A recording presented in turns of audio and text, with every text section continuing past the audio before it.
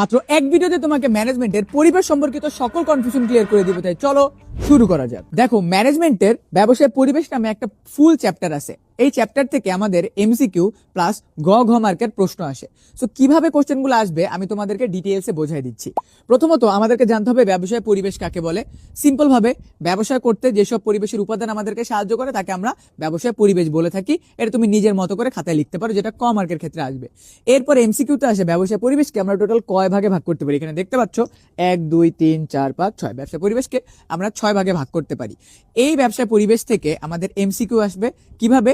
তোমাকে প্রতিটা পরিবেশের ভেতরে, তোমার বইয়ের ভিতরে দেখবা কিছু ছোট ছোট উপাদান দেয়া আছে।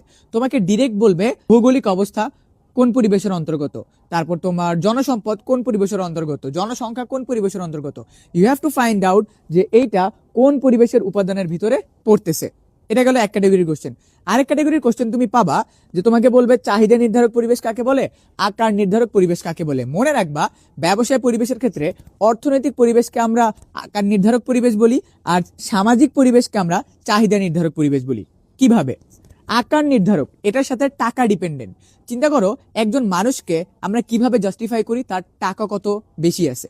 সিমিলারলি একটা বিজনেসের ক্ষেত্রেও সে কতটুকু তোমার ক্যাশ ফ্লো, ইনফ্লো অ্যান্ড আউটফ্লোর সাথে জড়িত, তার মানে কত টাকা আর্ন করে, সেটার মাধ্যমে আমরা ওই বিজনেসটার আওতা বা আকারকে ডিফাইন করতেছি। সেই জন্য আমরা অর্থনৈতিক পরিবেশকে আকার নির্ধারক পরিবেশ বলতেছি। এরপর আমাদের আছে চাহিদা নির্ধারক। চাহিদা তার মানে একটা প্রোডাক্টের ডিমান্ড, এটা কার সাথে জড়িত? মানুষের সাথে জড়িত। মানুষ বা জনগণের সাথে জড়িত। জনগণ সামাজিক পরিবেশের অন্তর্গত, তাই আমরা চাহিদা নির্ধারক পরিবেশ বলতে সামাজিক পরিবেশকে বুঝে থাকি। এরপরে আমাদের আছে দেখো প্রাকৃতিক পরিবেশ। প্রাকৃতিক পরিবেশ বলতে আমাদের প্রকৃতি থেকে আমরা যেসব উপাদান পেয়ে থাকি সেগুলো আমাদের প্রাকৃতিক পরিবেশের ভিতরে। রাজনৈতিক পরিবেশের ভিতরে কয়েকটা পয়েন্ট আছে, আমি তোমাদেরকে বলি। এই টপিক থেকে সবচেয়ে বেশি এমসিকিউ আসে রাজনৈতিক পরিবেশ থেকে, কারণ এর ভেতরে যে পয়েন্টগুলো আছে এগুলো তোমাকে ভালোভাবে মনে রাখতে হবে।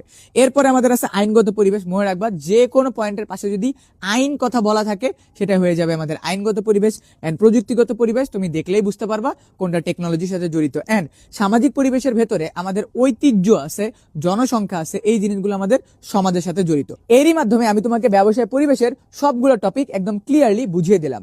এরপরে কোন টপিকের তুমি ভিডিও চাও সেটা আমাকে এই ভিডিওর কমেন্ট সেকশনে জানিয়ে দাও। আর হ্যাঁ, ব্যবসায় পরিবেশ ভুলে যেতে না চাইলে ভিডিওটা এখনই সেভ করে রাখো।